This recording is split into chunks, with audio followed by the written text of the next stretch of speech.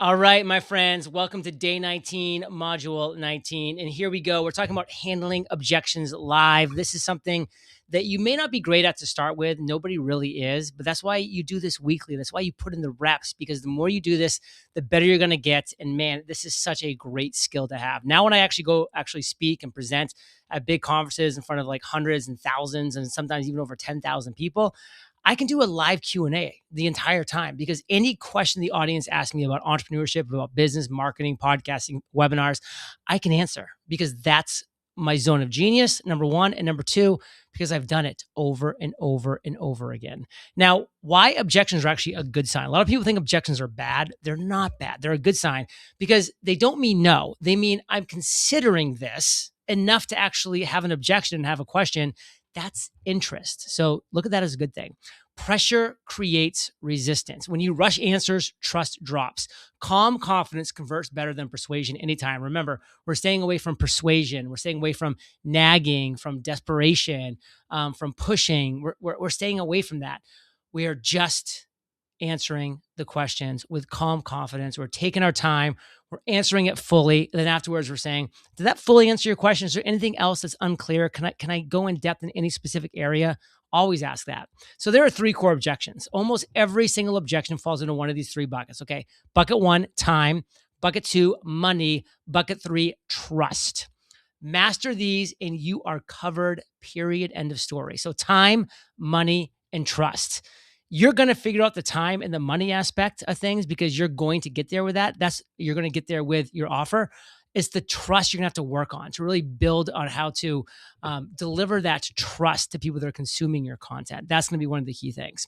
So time is about priority. Let's just be honest. Time objections, they're rarely about hours. Sorry. They're about focus. They're about overwhelm. They're about confidence and execution. Your job is to reframe this. So again, time is about priority. People think they don't have enough focus, or they're way too overwhelmed in life, or they don't think they can maybe even make this happen. You have to reframe those things. You have to share with them, you can dedicate this focus. It's worth it to you. Here's why. Don't be overwhelmed. I've made this simple for you. This is a step-by-step process. And confidence in your execution. I'm here for you. You have the support. You have the guidance that you need with my video tutorials, with my templates, with my potential live support. If that's something that you're offering, you have to make that clear.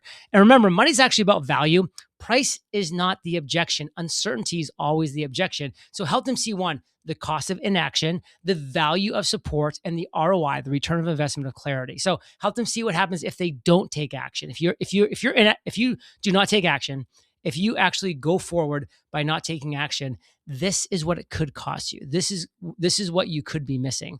And then also the value of support. Let them know, like, we're here to support you. That's why we have an FAQ section. That's why we have video tutorials. That's why we have templates. And again, if you are going to offer live support, then you talk about those things then. These are all very important. So trust is about belief. At the core of everything we do, trust is about belief. Trust objections mean, one, they want proof, they want certainty, and they want reassurance. So give them proof, give them certainty, give them reassurance. You'll figure out the best ways to do that when you start doing more of these weekly webinars, when you start doing more of these live Q&As. You'll understand what proof they want, what certainty they want, what reassurance they want. And then you start to work that into future presentations, to future webinars, to future trainings that you're doing. Okay, that's the focus. So your tone, it matters so much more than words. I mean, it really, really does. I mean, I could deliver this presentation in such a monotone voice, and I could just be saying, you're not defending, you're guiding. Relaxed energy lowers resistance instantly.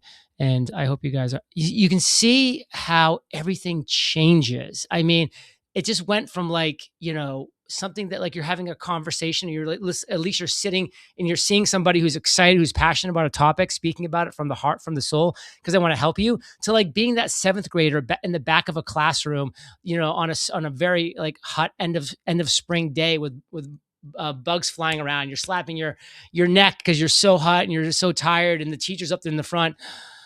The 1776 revolution was fought by the Americans versus the British. Like that's tiresome. Then we've all had those teachers that have been up at the front of the classroom, and they've been so exciting, so inspiring. I mean, I'm picturing one right now. Like, I remember the first day of the year, it was my 7th grade social studies, Mr. Crapo. We had this intercom, and whenever he was teaching, the intercom went off. He would just get so mad.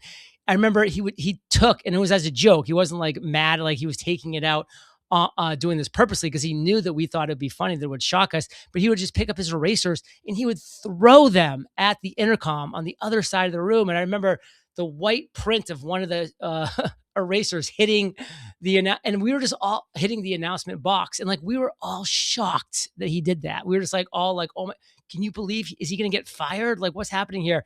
But he was just like being passionate. He was just being exciting. And then of course, like we looked forward to going to his class every day because, we could expect something not that dramatic, of course, but just something fun and entertaining. So your tone matters. Like, you're not defending, you're guiding. Relaxed energy lowers resistance instantly. And again, I'm not, you don't want to have this low energy vibe. You want to have relaxed energy. Like, you're just having fun. You're there. Like, you're not like this intense, like, Beavis and Butthead type of character. Man, I'm throwing out a lot of references from the 90s. Normalize the objection. When people feel normal, what? They feel safe. Safety leads to decision. So you don't want people to think they can ask a dumb question. I like to say, by the way, I always like to say at the beginning of live Q&As, there are no bad questions. There are literally no bad questions, because I mean it. I'm like, I've had all the questions that you're thinking about asking right now, and I had to go find the answer. So I have them for you. Ask them, I'll give them to you, and then you'll have the answers. So let people realize that. And then you return to the path. After answering, gently guide them back to the next step, which is, of course, taking your offer. There's no pressure. There's no drama. Get them their answer. Remove the objection, then move them back to the offer and why the offer is right for them. So your day 19 outcome, by the end of the day, you should have what? Calm responses to time objections. Calm responses to time objections. Also, trust building answers. Have them ready. And again, you can only have them ready after you've done this a few times and you start to see what questions always get asked. Clear reframes for money objections. You're going to be building those. And then confidence under pressure. Again, you get confidence under pressure when you actually are putting in the reps and doing the thing. Like athletes, they go out and they practice.